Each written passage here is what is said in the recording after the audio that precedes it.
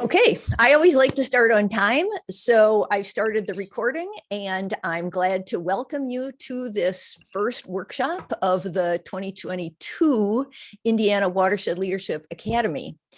Um, as a reminder, and congratulations again, you've signed up for what others have found to be an interesting and engaging journey of learning about watersheds and watershed leadership. We know that you've taken time in your busy schedule, so I hope that this 3 hours that we spend together today will be really a great time of listening, reflecting together, and getting to know each other, which we're already doing through the chat and through talking. Please get out your agenda if you don't already have it in front of you. So we're starting now with the introductions, first of the leaders. It'll include Sarah and me, and then also the team leaders who are alumni who have gone through the Academy in past years, and they volunteered to join us to help as you begin your watershed leadership journey. We'll also be introducing elements of the Academy, and so each of us will speak about a different element rather than one overall introduction. And right after that, we'll go into teams, which are breakout rooms, which hopefully by this time in the online learning, you've done that before, but you'll be then introducing yourselves in a small group. And then, so for 10 minutes, and then we'll come back and everyone will introduce themselves in the large group.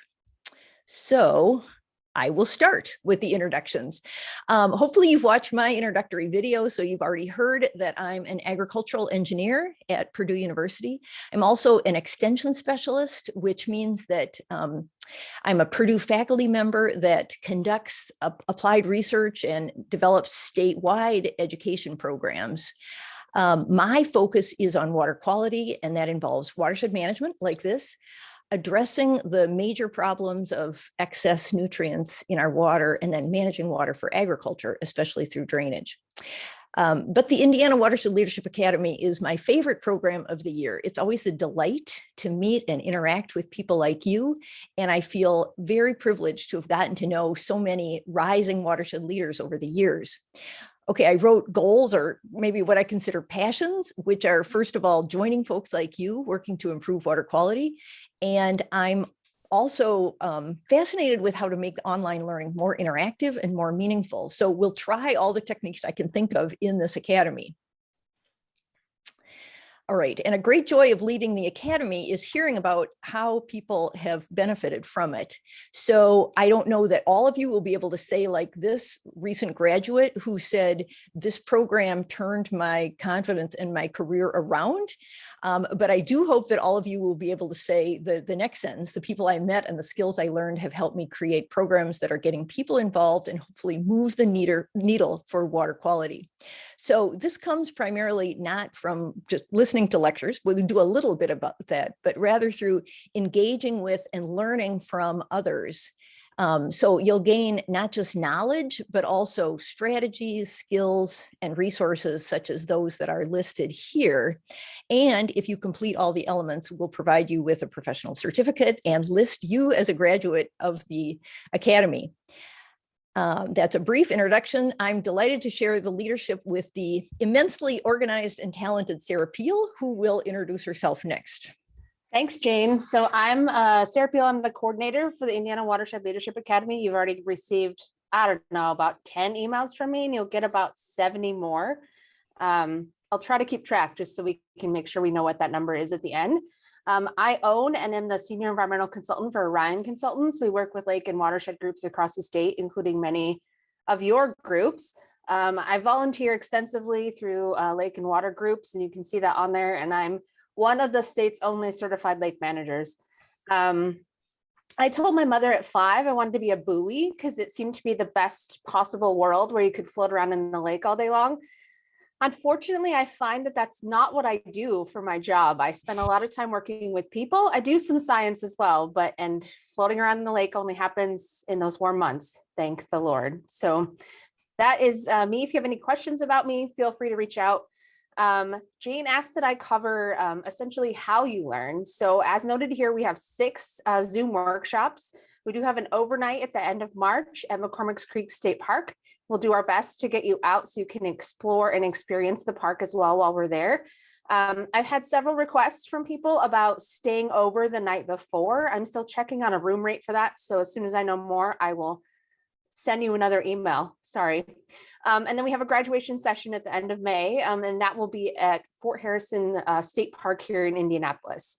We have 9 learning modules, and you'll learn more about that later, but we have 6 required and then 3 elective. And you have actually until the end of the year to finish those. We actually had someone just turn in their last one yesterday. And then finally, we have a group project that you'll present at graduation with 2 to 3 people in your team. And we'll work on identifying those projects, developing a list for them, and getting you into those groups when we're together at McCormick's Creek State Park. Hi, everyone. My name's Lace McCartney. I'm the Ag and Natural Resource Educator over here in Hancock County, which is just east of Marion County. I'm also the Indiana Sustainable Ag Research and Education Coordinator, which is a USDA program about grants, and it's especially about sustainability. So let me know if you ever have any questions about those. I like to work with the community. I just took the class last year and it was awesome. We live really close to the Blue River in Henry County. And so we go out there, and I love to go out there and help kind of clean it up every once in a while when it's nice weather. And we also have a maple syrup farm out there in Henry County, a small maple syrup farm. I wanted to share about the Zoom environment. And you probably, just like Jane said, you've had a lot of experience doing it, but I just wanted to encourage you to take time for your personal growth and professional development during this time. So basically, like if you work with other people, maybe make a note on your door, or if it's possible to work from home, because this is a really important time where you can just need to listen and just not have any distractions. It's really good for you. So for me, I get out of all my emails, I get out of any social media. I try not to multitask. I just try to focus, and it just helps because it's easier to do it now than to try to catch up later. And if you have a weak connection, just turn off your video. That sometimes helps. So if you're having troubles hearing, just try to turn off your video, and it takes less bandwidth. And just like Jane said, just keep your mic muted when you're not speaking, just to prevent the speaker from having distractions. We're so glad you're here. Let me know if you ever have any questions. I'm happy to help.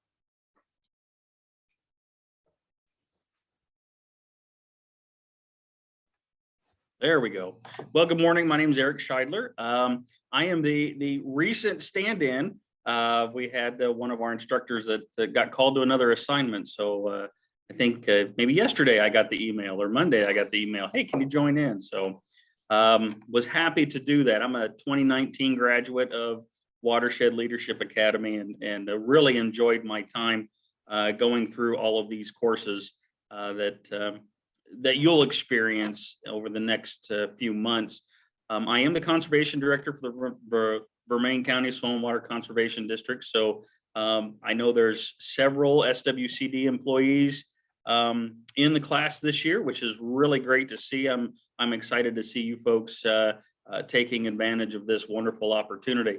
My connection to the water is my current job. Our eastern border is the Wabash River, the whole length of our county. And so, we are focused on all the tributaries that flow into the Wabash River. So we're working diligently to take care of, all of those issues that might affect what's dumping into the Wabash. And of course, then as it transgresses down into the Gulf of Mexico. I also grew up on a lake in northeastern Indiana. I have that same attitude, I guess Sarah kind of does. I would love to be a buoy as well, I guess. I chuckled when I read her little goal there, but love being on the water, whether it's recreation, doing sampling here or whatnot, but I do love to be on the water. And my goal is to head south and be on salt water when I end my career. So I'm going to talk about the learning modules that was briefly discussed earlier. You will have 6 required and 3 elective. The great thing about these modules is they are flexible, so you can take them, in whatever direction best suits you, but make them workable and relevant to what you're doing in your work, and also work where you're going to work. So if you have projects in your county that are upcoming or that you really want to start, this is a great way to get a jump start on those local projects that you want to see continue.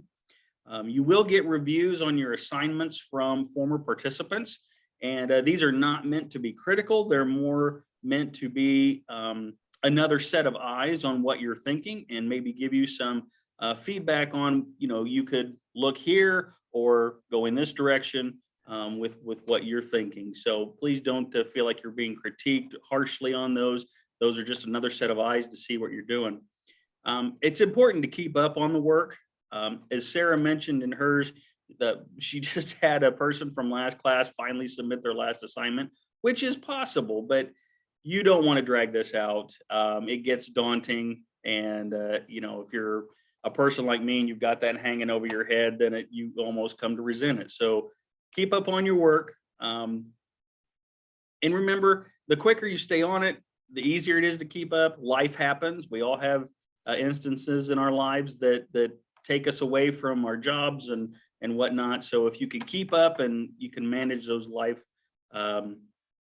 experiences. And lastly, I will say pick elective modules that are you're either really passionate about or is going to stretch your knowledge, something that maybe you don't have a lot of knowledge about and you want to, expand on that. So really take a look at those elective modules and, pick ones that are really going to fulfill kind of what your needs are.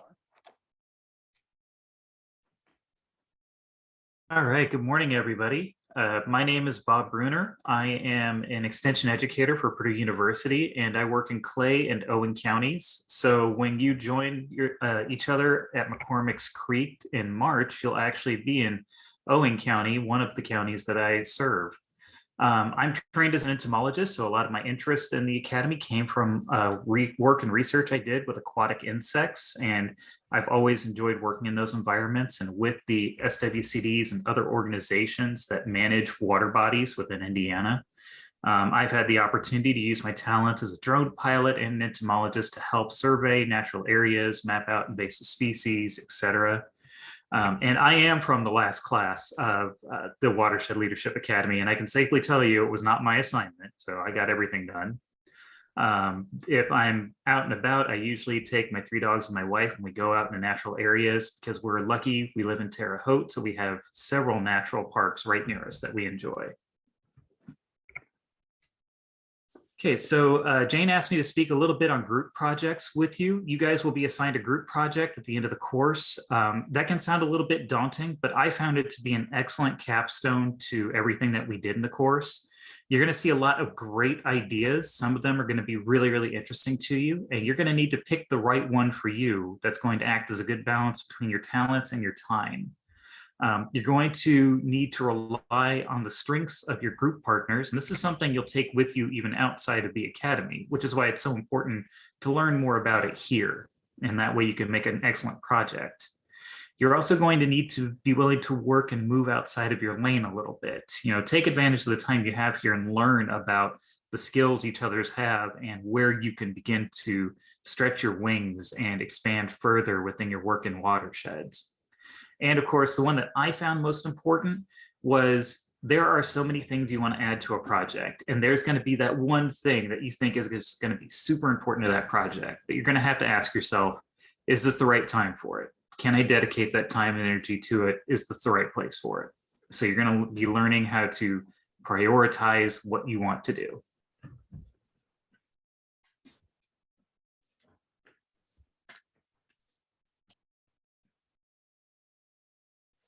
Hi, my name is Bob Clark, and I'm a former Academy participant. I've been helping out with as a facilitator for a few years. I enjoy this workshop a lot. I work in a family business that my grandfather started. He worked for the SCS, now the NRCS, and at the time they were cost sharing a lot of tile drainage, and he decided to become a tile drainage contractor. My family still does farm drainage to this day. a lot of that has changed over the years. So now we see ourselves doing more conservation oriented drainage. Controlled drainage, dual use, so it could be used for irrigation, grass waterways.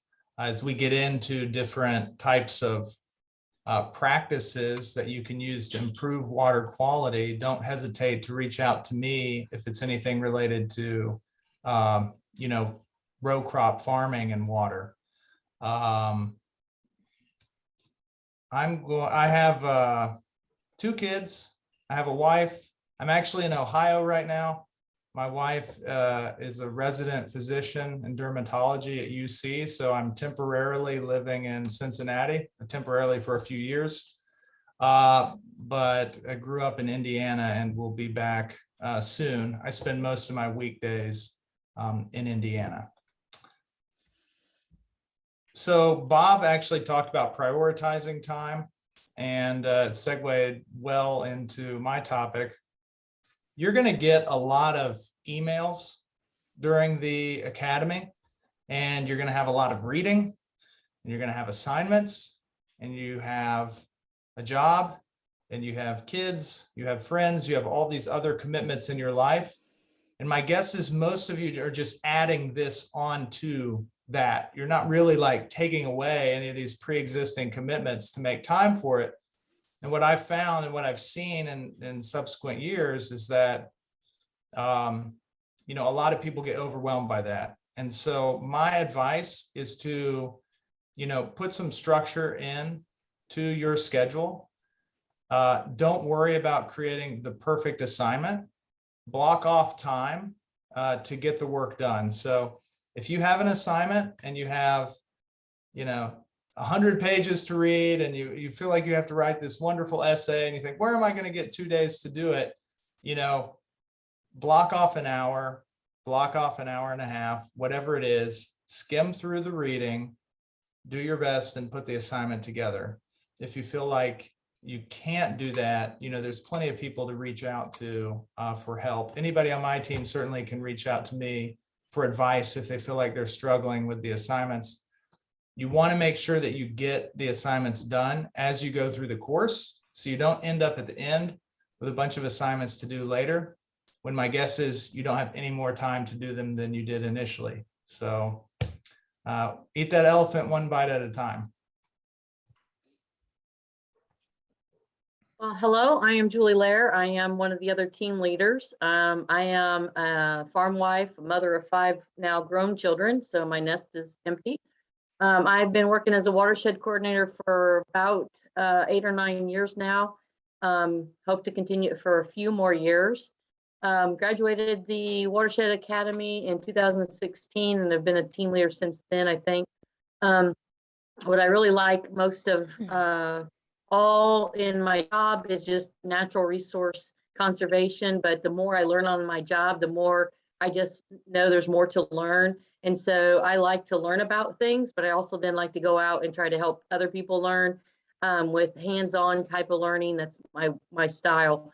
So I just like to get out in the nature and see what we can find and discover. And I love doing things out in the woods or in the creek, that sort of thing. But my all-time favorite, if I've got a spare 20 minutes, is I'm going to hop on my horse and ride. So that's my intention when I retire, is just to go riding every day. What I'm going to talk with you a little bit about today is alphabet soup. What that really means is the acronyms that are taking over our lives. I do have young children still, 18, 20, 22 years old, and they text me all the time stuff. I don't even know what they're talking about. I thought OMW was on my way, and it really meant on my, oh my word. So I don't even know what they're talking about sometimes. And that's what happens in a class like this. So many of us have different jobs, we have different religions, we have different upbringings, we have different areas of the state we're living in. Some of us are next to like Lake Michigan, some of us don't even know the massness of Lake Michigan. Others of us are like filled with woods and the Hoosier National Forest, and somebody else just has flat cornfields. So we have all this differentness that we're going to bring, different ways of seeing things, different ways of doing things, and different ways of saying things. and we just need to respect each other. It's really hard to use what you use every day in a way that makes sense to others who's never seen it before, because you get so accustomed to it. So we're going to try to avoid that confusion, that lack of communication, by being kind about what we're going to do with acronyms. I've listed a bunch on this slide that I use: a WMP, a HUAP, a WASCAB, the NRCS, BMPs. And if I go out, and even my husband, I start talking this, he's confused. So the things you want to do in this Watershed Academy is to not use acronyms. All right. So we're gonna claim that to all of you. Don't use them. And then, you know, we're gonna be human. We're gonna use them, because I'm gonna talk about today going out and looking at my WASCAB, and I'm like, oh wait, didn't tell you what that is. That's a water and sediment control basin. Then you're gonna know what I know and be able to talk more with me. So if someone does use that, make sure you clarify it. And if you don't know what they're doing, then by all means, please make sure you go back and clarify for them so that we're all on the same page. You can do that in a chat, you can do that in email, or just raise your hand so you can say, I don't know what that means. My name is Leslie Fisher. I'm a resource conservation specialist with Benton County Soil and Water Conservation District, and I lead a watershed project up here with our Big Pine Creek. I was a graduate back from the Watershed Academy in 2016, and we're a little behind, so I think I'm going to go ahead and flip right to the next one. You don't have to learn too much more about me. It's stuck on there, so I guess, oh, there we go. Okay, so I'm talking about your teams and team leaders. So we'll all be here as basically an additional guide for you as a class. Your breakout sessions will be leading those.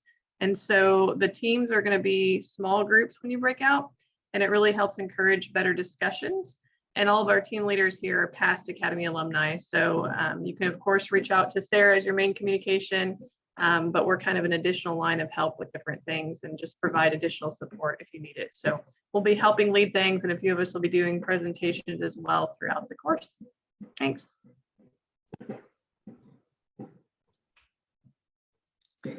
All right, thanks to our wonderful team leaders. It's always an inspiration to hear from them. I'm learning more about each of them, and hopefully that gave you a good introduction and certainly wise advice that you'll want to come back to. So Sarah, you are going to put us in groups, or anything else you want to say, Sarah? And again, to the team leaders, it's just going to be 10 minutes, and then we'll just be brought back. So try and keep track of the time. Yep, I can do that. And Jane, Eric had to step away. So can you cover Team E? I will. So Okay. Team E, you'll have me instead. Perfect. Sending you all your breakout room now.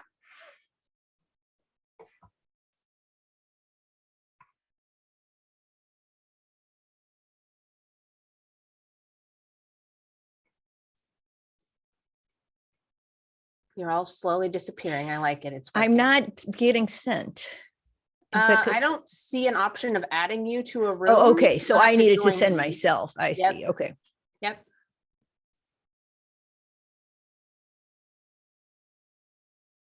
You're still here. So there you go.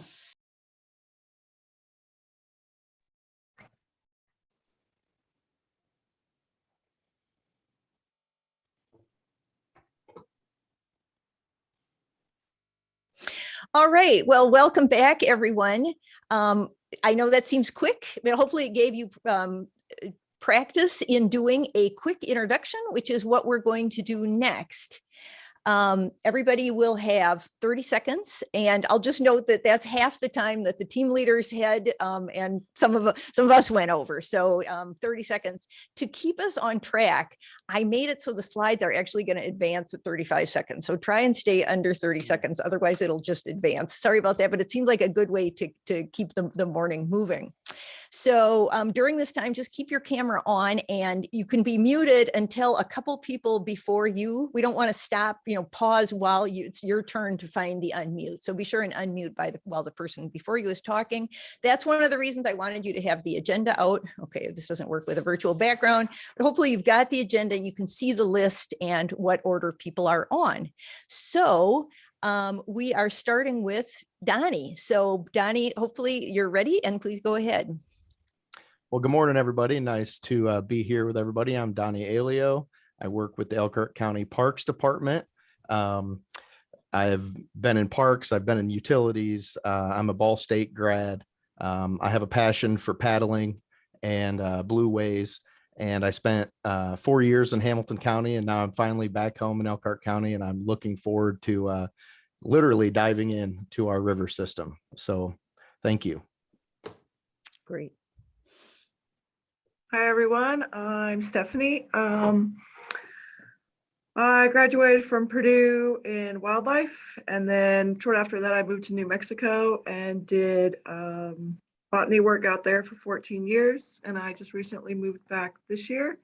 And I'm at the Washington County Soil and Water as a watershed coordinator.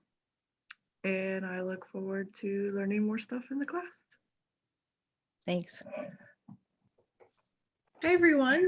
My name is Kate Barrett, and I'm an aquatic ecologist at the St. Joe River Basin Commission here in South Bend, where I coordinate our new water monitoring program, as well as doing data analysis with our partners in Elkhart County.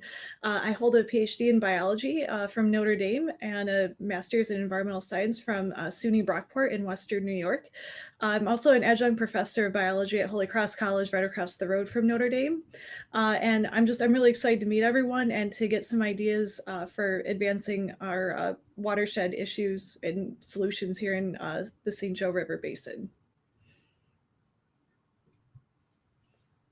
I'm Sarah Beam. I'm from the city of South Bend. I'm an MS4 coordinator of municipal separate storm sewer systems. So a lot of my work is with stormwater. Prior to South Bend, I was a consultant that did a lot of work in remediation, air quality, and hazardous waste. So water is fairly new to me. And I enjoy fishing, canoe camping, kayaking, everything water related. So I'm excited to pursue a professional career in it. Good morning. My name is Dave Bradway. I'm the Conservation Administrator at Hamilton County SWCD. I've been working in the the water industry for 15 years. Straight out of college, I worked for the Bureau of Water Quality in Muncie. I'm just looking to enhance my knowledge of leadership in the water quality area. As you can see, I also love bikes. I am the president of a mountain bike association in East Central Indiana.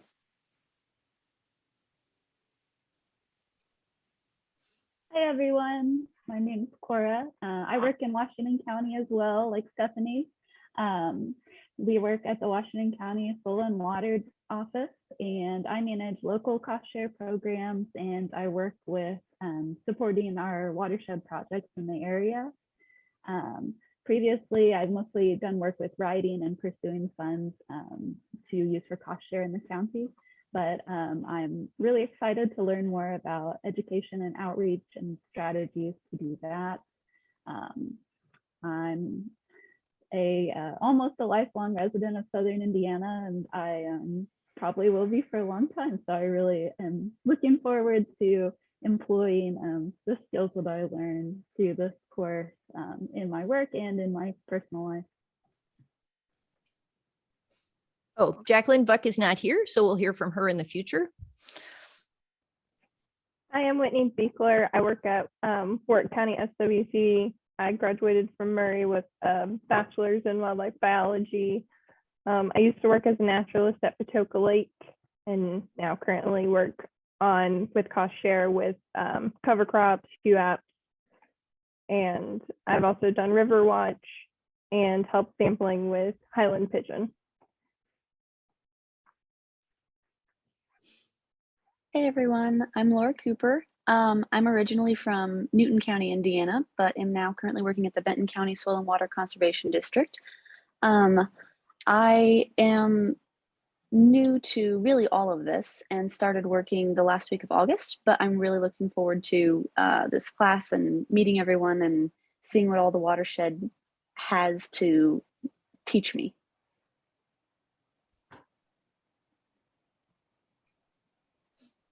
Good morning, everyone. My name is Gary Duncan. I've been practicing engineering since 1995. I've worked in government since 2004. I was the assistant city engineer in Carmel for 11 years. And I've now been the staff engineer for the Hamilton County Surveyor for almost 7 years. I have a bachelor's of science from Norwich University, which proud to say was the first school to graduate a civil engineer in the country. I moved to Indiana from Massachusetts in 1992 to attend Purdue, and I have a master's in civil engineering from Purdue and have lived here since. I'm the county's MS4 coordinator, and I'm also very active in scouting.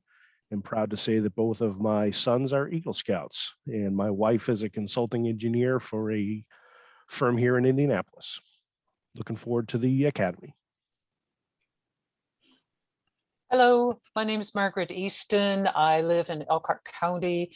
I'm very active in the volunteer facet of all of these things. I'm a member of the Indiana DNR Trails Advisory Board as a water trails representative.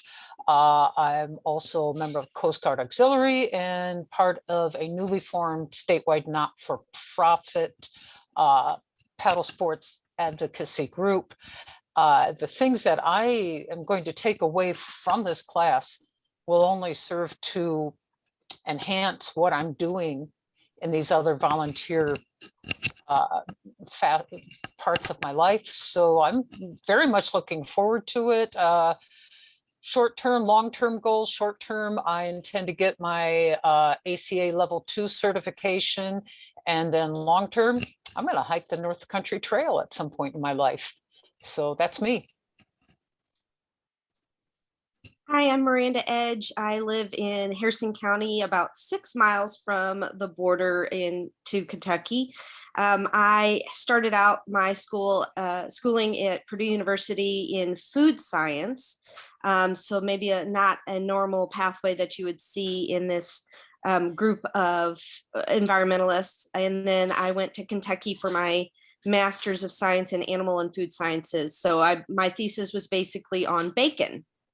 I then went into extension immediately after that and have been working in Harrison County for 11 years, really enjoying learning a lot about this area. We have the Blue River as our major watershed for the county. So everything that I work with in food safety, farmers markets, our commodity groups and our cattle production, all kind of has to do with this. We've been really involved recently in invasive species education. So a lot of what I learned to learn here, I hope to be able to use in all of those facets of my life, as well as my own personal needs for raising hair sheep, livestock guardian dogs, camping, and enjoying our natural resources that we have here in Harrison County.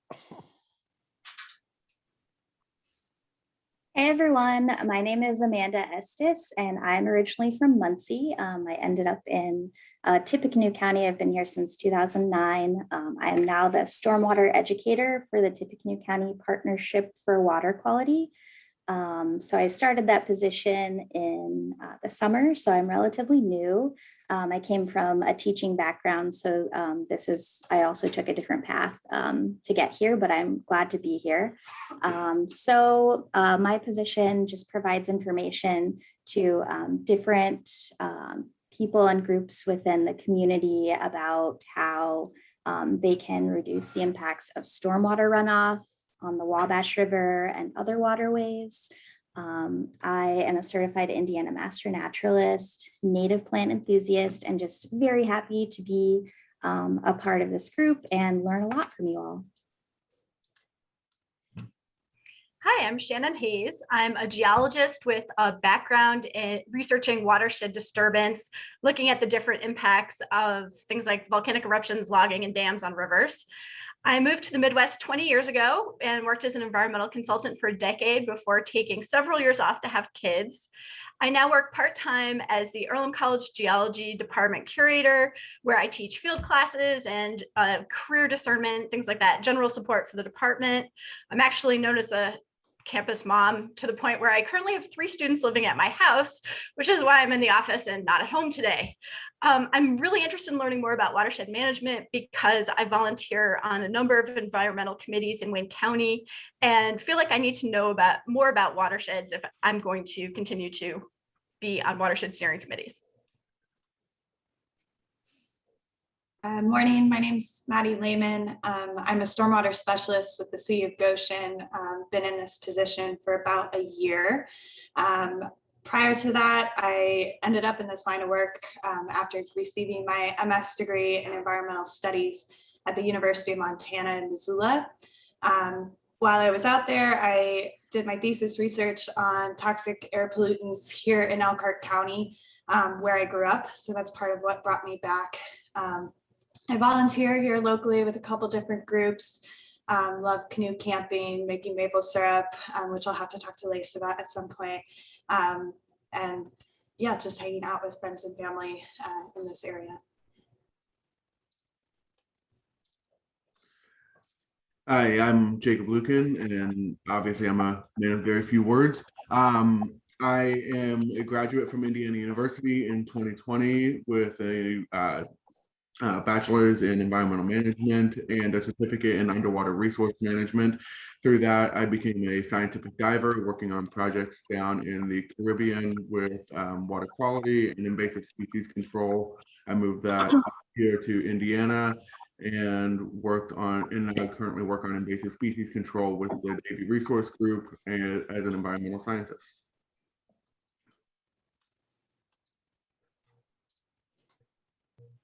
Hi, everyone. I'm Hannah Martin. I'm the Lawrence County Soil and Water Conservation District technician and educator.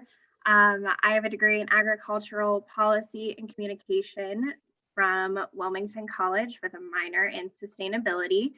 I am new to Indiana.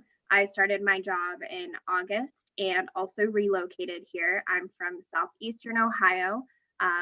So a good distance. So a lot of this class is networking for me, figuring out how to manage and organize our 319 grants and provide them with the technical support that I need to. In my free time, I hang out with my husband, my stepdaughter, and my dog, and we like to do a lot of adventuring.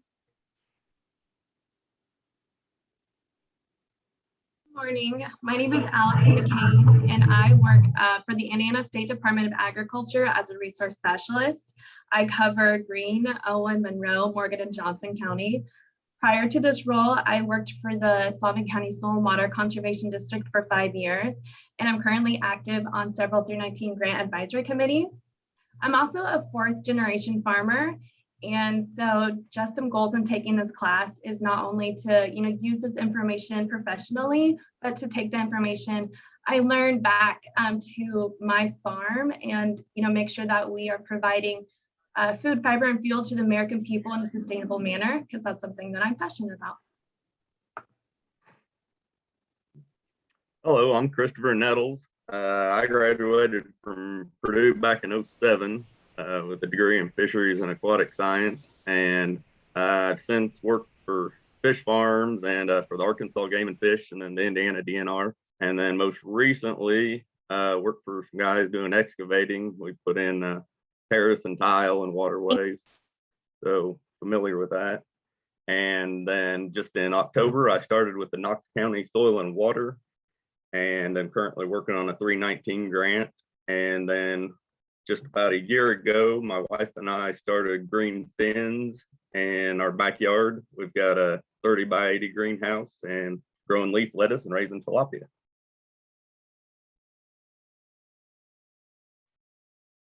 Hi, my name is Billy Pig, and I started as the conservation resource technician for Park and Vermilion County Soil and Waters in October. I am a 2017 grad from Manchester University with an environmental studies degree where I focused in hydrology and fisheries. I worked for an ecological restoration company in Bloomington and then spent some time with cooperatives in both Indiana and Kansas. And then for my current job, I'll be collecting data, doing some community outreach, and then assisting with grant research. In my free time, I spend with my fiance, Kenzie, and then our 2 dogs, Maggie and Jesse. Hello, my name is Allie Pudlow, and I am the Environmental Education Coordinator for the St. Joseph County Soil and Water Conservation District. I'm a 2017 graduate from St. Mary's College, which is over by Notre Dame, Indiana. And before I became the education coordinator, I actually started in research as a bioacoustics research tech, and I studied Brazilian free-tailed bats, Pteridata brasiliensis. And from there, I started working as a naturalist at our county and state parks here in St. Joseph County. I was born and raised here, been here all my life. And currently, I do a lot of education programs, field trips, and workshops for K through 12 schools, for youth groups, and also adults in the community here at St. Joseph County. I love owls and birds in general, and so I'm a volunteer owl bander in my free time when I'm not at my job.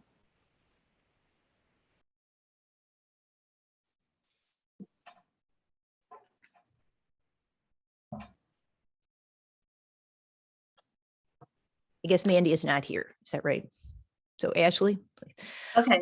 Hi, I'm Ashley Sharkey. I am the Special Projects Coordinator for the Lake Michigan Coastal Program in Northwest Indiana.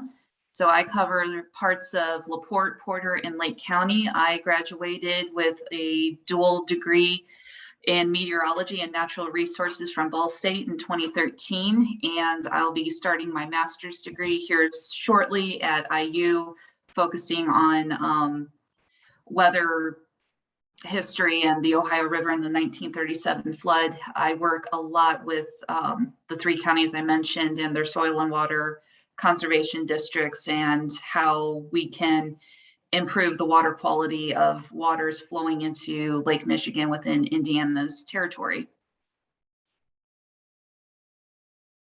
Hi, I am Rosemary Snyder. A lot of people just call me Rose. I am a new TMDL environmental manager within the Office of Water Quality at the Shadeland branch. I started at the end of November. I got my bachelor's in natural resources and environmental management with a lot of concentrations from Ball State in May of 2020.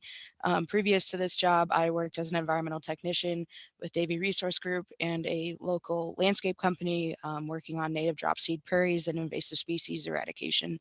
My favorite national park is the Smoky Mountains. That's where I got married. Thanks.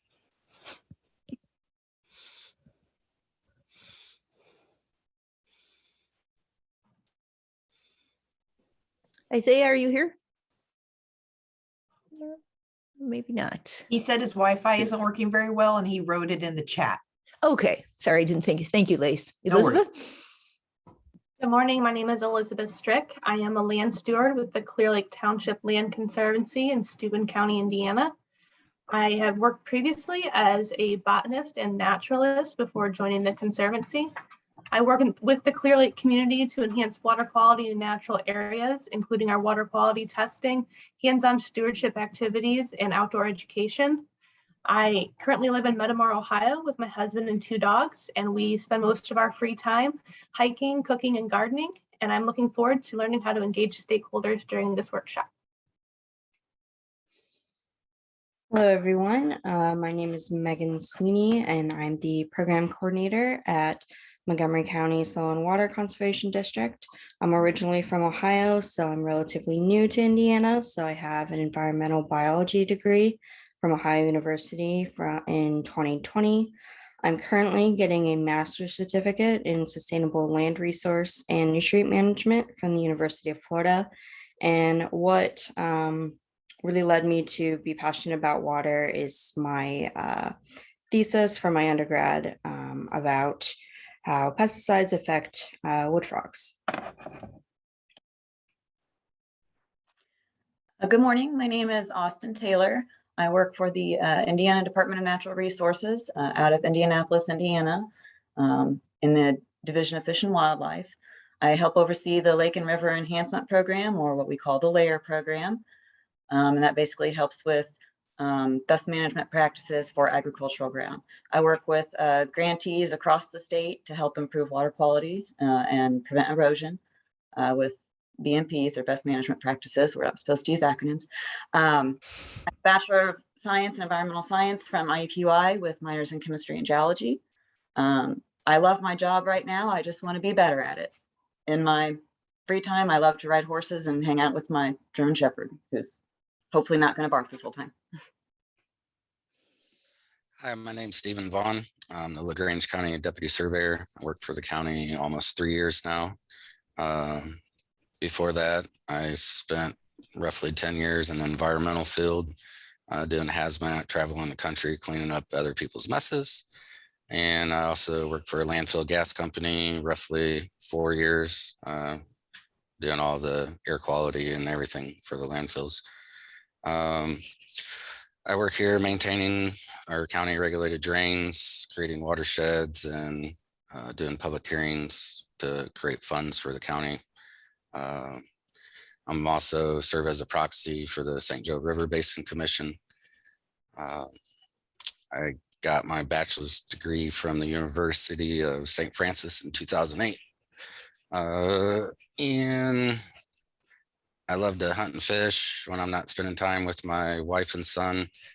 Usually all three of us are out hunting, fishing, trapping, and my career goal someday would be hopefully get all the big game in North America.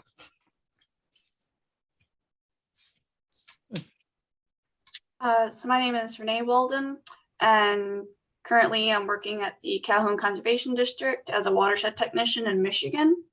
I'm currently finishing up my degree in environmental science and anthropology, and I'm hoping to just learn more about watersheds and water quality so I can be better at my job.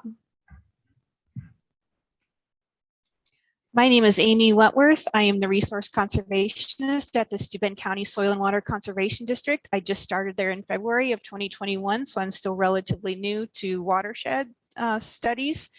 Right now I work with community members and students to promote conservation. I'm learning about watershed management. Hopefully it will make me a greater asset to the conservation district, and I'm a certified Indiana master naturalist. Hello, everybody. My name is Kayla Wright. Currently, I work for the Calhoun Conservation District as the watershed coordinator. We're working on, gathering stakeholders and a steering committee that we've put together to improve and update the Nottawa Creek Watershed Management Plan. I hold a bachelor's degree in environmental science and society from Eastern Michigan University. I did a lot of volunteer work with the River Rouge, interned with the Department of Environmental Quality, which is now Environment, Great Lakes, and Energy for the state of Michigan. And I also interned with the Dahlem Conservancy in Jackson, Michigan, and did some educational classes and summer education for grade school students. I am a dog groomer, and I was a salon manager and assistant store manager for a Blaine's Farm and Fleet in Jackson, Michigan for 3 years. Still doing the dog grooming on the side, and I'm working to earn some more watershed knowledge, and I just really want to make my community more aware and help make it a better place. Well, thank you so much, everyone. That was very efficient, and I think it was enough. Sorry about the little glitch there. I thought that I could get my presentation started without interrupting the previous person, but I couldn't, so I'm stopping. Okay. All right. Now we'll go back. Okay, so a fantastic group, and I'm sure we'll have a great time learning together. I'm sure you all picked that up, and congratulations to everyone on your very efficient presentations. Now it's back to me to get us started with an introduction to watershed leadership as I see it. So now you can turn your camera and microphone off if you wish, up to you on your camera. I assume you all know what a watershed is, but it seems like a good idea to start with a diagram like this, sort of the classic illustration of how a watershed is the area that drains or sheds towards a certain point. I like this because it points out several pathways, overland flow, infiltration, and it also illustrates subwatersheds so we can see different scales. Now, identifying the land that drains to a point is fairly easy in topography like you see on the left, but that's not very typical of Indiana, is it? So we tend to have very flat topography, making it harder to see or identify the land area that drains to a point. And this photo also shows what else makes it hard to identify that land area. And that's that in many areas of our state, the water doesn't flow over the land at all, but rather through the tile drains. So they're immensely important for watersheds and water quality in Indiana. And to understand watersheds here, you need to know something about our drainage system. We have tile drains that flow into the ditches. These are not natural, they are human alterations to the landscape. And to understand and work on watersheds, we need to recognize the natural watersheds and then also how our modifications have changed them. For me, I never intended to specialize in drainage water and its management, but I do because most of us realize when we come to Indiana that managing water here involves managing the drainage in most of the state. Also, before we talk about watershed leadership, I want to make sure you're familiar with the fact that watersheds are not a specific scale. They can be any size from hill slopes to something larger, up to the size of the Mississippi River watershed.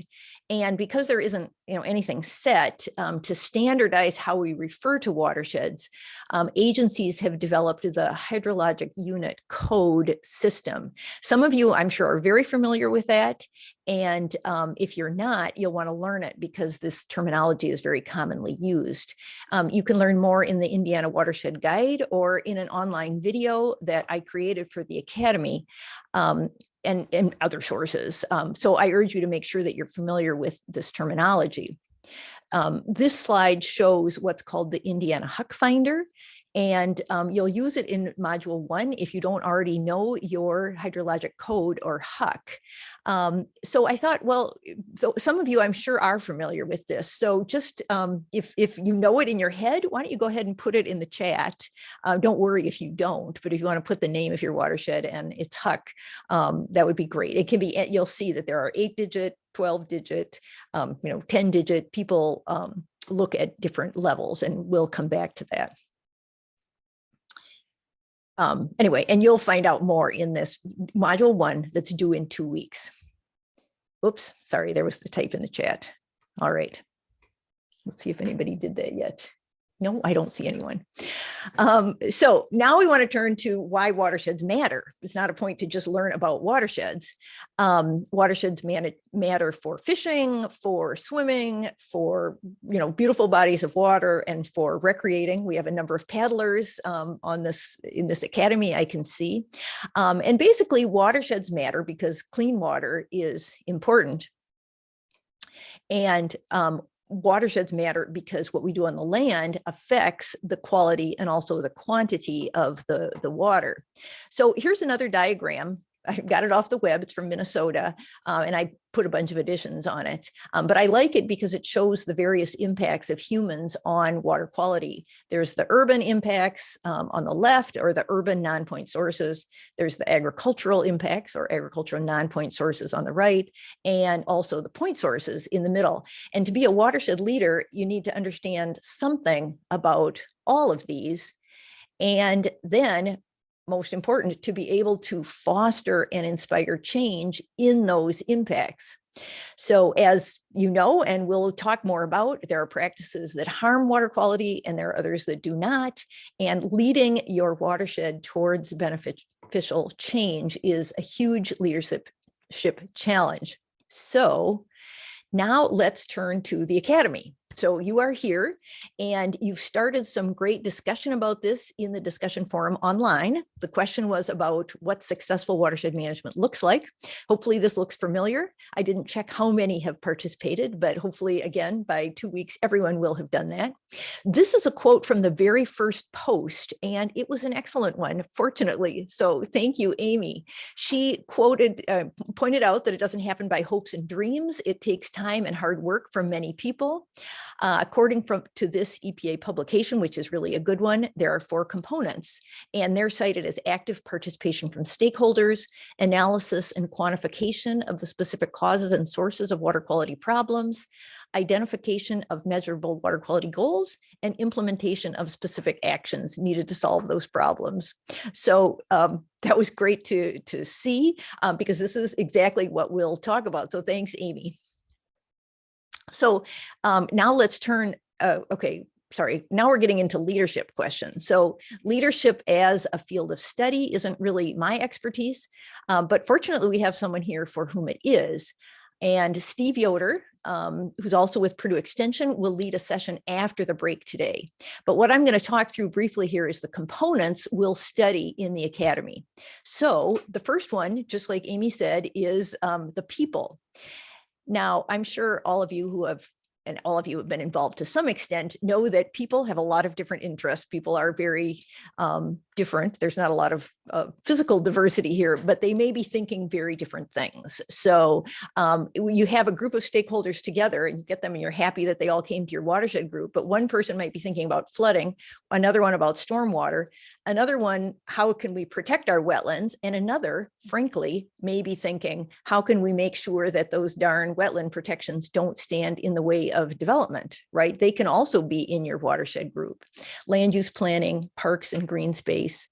I thought I would just invite you again to put in the chat other interests that you may have had that you've seen people trying to promote when they come together in a watershed group. This is certainly what makes it very challenging. So successful watershed process is going to bring together those diverse interests in some ways.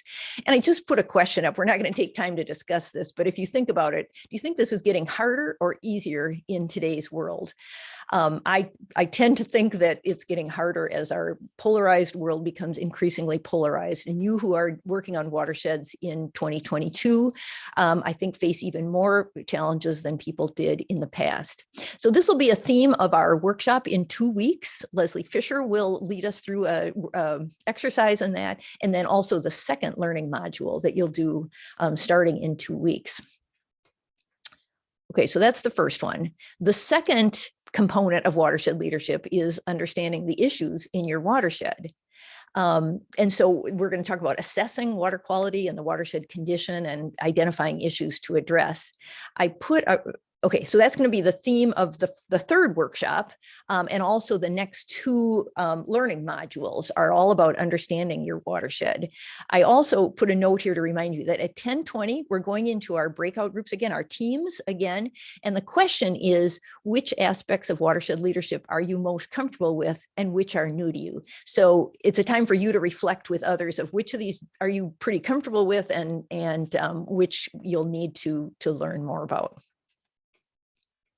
So here again, I'm going to ask you to type in chat again, so keeping you busy here, to reflect together of what are some of the characteristics of a healthy watershed. And here I'm going to pause while you type for a couple minutes. So please try and think of one characteristic of a healthy watershed.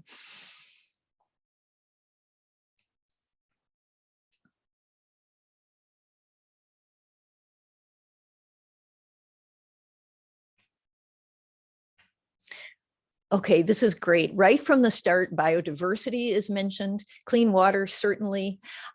People can swim in the water, riparian zones, macroinvertebrates, minimal erosion. Okay, so something that's not there, not overloading of nutrients, another thing that's not there, and diversity. I knew you would have some great thoughts. So if it were easier to get in groups, we'd discuss this, but we're just going to continue for now. So as you've said, a healthy watershed, this is the way the Clean Water Act looks at it, as water that's clean enough to meet desired uses. So fishing, boating, swimming, these are all things we want to do in the water. And clean water is if you are able to do these things without them being contaminated. And in fact, you may have heard a sort of shorthand for our nation's water quality goals, which are that the water is swimmable and fishable. Have you heard that? It's sort of been around for 50 years now, since the Clean Water Act was passed 50 years ago. This is the anniversary. And swimmable, of course, means that you can swim safely, so you're not going to get sick from pathogens in the water. And fishable means you can eat the fish, and the fish are not contaminated with mercury or PCBs. But that's still a somewhat narrow definition, and a broader definition, as many of you mentioned, combines biological integrity, physical integrity, and chemical integrity. And when all of these are present at the middle of this Venn diagram, we can talk about ecological integrity. So I'm going to take a few minutes to talk about these various aspects and how they're assessed, obviously not in much detail today. So I only got 11 minutes. But we'll just talk first about the biology. This is what people monitor the most. If any of you have done Hoosier River Watch, then you've certainly learned to monitor the macroinvertebrates. You collect bugs and determine whether they're tolerant or intolerant of pollution. And if you find intolerant bugs, it indicates good water quality. So this is a wonderful way to assess water and also for people in your watershed to better understand what it's about. And we'll provide more info at our, I think our in-person workshop for those who are not familiar. Also, fish communities are really critical. They can't so easily be monitored by volunteers because it requires fish shocking, which is a very interesting process. And then there's aspects of biology like the amount of algae and then E. coli, which we use to determine whether it's safe for swimming. So biological integrity is really a key aspect of water quality. But it interacts and is affected by the water chemistry. And water chemistry is what actually a lot of people that are not biologists think of with water quality. And that's in fact my expertise. Our biggest problems are currently with nitrogen and phosphorus, commonly referred to as nutrients. I don't always like that term because it sounds so positive. Nutrients sounds like something that's good for us. In fact, what it is good for the algae, and that's why it does so well. These are particularly a problem in agricultural areas, and we'll learn about that. As many of our conservation practices address that. There are many others, such as biological oxygen demand, metals, pesticides, PCBs that are chemicals. And then finally, there are physical indicators of water quality and turbidity or sediment, which you see in the bottles. And is also measured with a Secchi disc here or transparency tubes here. Also affects the aquatic ecology and drinking water, making it difficult to treat if you have too much. Another physical parameter that we use to define water quality, which is really important, is the habitat. So here's a ditch with a pretty dismal habitat. Concrete bridges and culverts are also physical impediments to healthy streams. And other physical indicators are temperature, pH, dissolved oxygen, stream flow, and conductivity. So we've talked about these two aspects, something about the people and then something about understanding the issues, that you'll be able to share a little of how familiar you are with those. But then the most important is making things happen to restore the watershed. So I'm going to quick talk about, well, okay, no. So here I took another quote from the discussion forum, this time from Billy Pigg, who pointed out social change is essential, but the goal is to have a positive environmental impact. And so here he brings up other environmental indicators as well, carbon and biological resilience. So, right, we want there to be changes in what people do, but especially we want changes in what actually is happening in your watershed. So we're trying to do things that happen to restore the watershed. This is where you need a lot of watershed. And I'm going to briefly talk about three aspects: setting appropriate goals and a strategy to meet them, and using public policy to advance watershed goals at local, state, and federal levels, and implementing the best management practices in agricultural, urban, and any other areas of your watershed. Okay, so let's talk about each of these, A, B, and C. So the first one is setting goals. The logic model or theory of change is a particular way of setting goals that we're going to use. It's pretty widely used when people think about social change. And this will be the theme of our module R6, the last one that we all do, that you'll go back to your watershed and think of a way that it'll go from inputs to actual changes in the watershed. Some of you may have done this before, and if not, I think that it is useful for most of us to think about it, especially grant organizations that give grants like this. The second one is looking at public policy tools to advance watershed goals. So one that you may or may not have any experience with is land use planning. This is at the local level in your city or county in general. There are just a few counties that don't yet have planning. But most do. And so in our learning module R5, we'll have you get acquainted with the planning possibilities in your watershed, and then also look at one county that's been very active, very proactive at making water quality focused policy, putting it into their planning. So that's something that happens at the local level. There's also policy at the state level. We don't always talk about that last year, in most years, but last year you may remember there was a major change to the wetlands protection. It got a lot of publicity. So my guess is if you're on the email list for many of the conservation organizations, you heard about that. And so it brings to mind how important state policy is as well. And also our state implements the Clean Water Act. So we'll have a lot of interaction with state agency folks. We don't sort of talk about policy per se. And then there's the federal policy, and I just can't emphasize enough the importance of the Clean Water Act. Again, it's having its 50th anniversary in 2022. I hope we throw a big celebration because it's really made a difference. Those of us who are old enough to remember what water was like before that, or maybe you've heard from older people when even the Wabash River used to be like a sewer. This change came about from the regulations of the Clean Water Act, and it's strictly regulates not strictly, but it regulates wastewater treatment plants and industry. Those are the point sources. It also regulates urban runoff in cities and towns. That's been maybe 20, 30 years that didn't start from the start. At least one of you I know is the MS4 coordinator, the Municipal Separate Sewer Systems. And this is under the Clean Water Act, is why cities have this. But the reason that our water is not as clean as we would like is especially because of what's not addressed by the regulatory portion of the Clean Water Act, and that's non-point source pollution.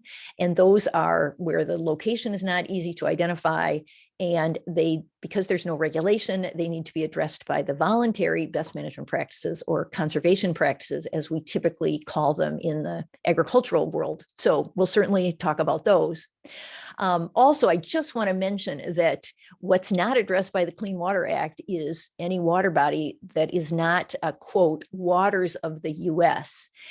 And this is more advanced for those of you who pay attention to the water policy, but there is a lot of controversy, and it's gone back and forth as to what types of streams and wetlands the Clean Water Act applies to. And it's been somewhat muddy since 2006, somewhat unclear. There were new rules in 2015 under Obama, lots of controversy then, and they were, the court didn't implement them here. Then there were new rules under Trump in 2019, and that is not being it's not being enforced, and it's in the process of being repealed. So we're back to the 2002 rules. And this will come up again, I'm sure, this year. We won't talk about it a lot in the Academy, but it's good to know that what we're talking about is where the Clean Water Act applies. And the last aspect is actually making those changes, so implementing those better or best management practices in the agriculture and urban areas. These are some that I work on. Here's a 2-stage ditch. Here's a rain garden. Many of you are urban folks, so that's one that's appropriate there. Here's a drainage water management structure. Here's a wood chip bioreactor. They happen to be more drainage oriented just because that's what I work on, but there are all kinds of better management practices that we hope you will influence your watershed to do more of. So watershed leaders, in conclusion, bring together the best management practices, the public engagement, and then policy tools to lead to change in the watershed. And that's what we'll be doing throughout the Academy. You'll be learning the tools, the techniques, and concepts for making this happen. So I had another slide, but I think I'm just going to go on to the end. Okay, so I got done in perfect time. So thank you all for being brief as well. So we are going to go into breakout groups again. Sarah, I think this will be another 10-minute group. And remember, the discussion is which aspects of watershed leadership are you most comfortable with? And just to review again, it's dealing with people, it's understanding the water quality issues, and then it's making things happen through policy or best management practices. When you're done with that, we already sent people, when you're done with that, you can go to break and we'll come back together at 10:45. So just go right from your small group directly to take a 15-minute break, and we'll come back and get started again at 10:45. Sarah, do you have any other comments at this point? Nope, I was going to remind people to record your discussion on your slides. While we won't discuss them in the large group, you can at least have that recording, and then we'll look back at it again later. Oh, sorry, I deleted those slides, so we're not actually recording this one. So okay. I'll put a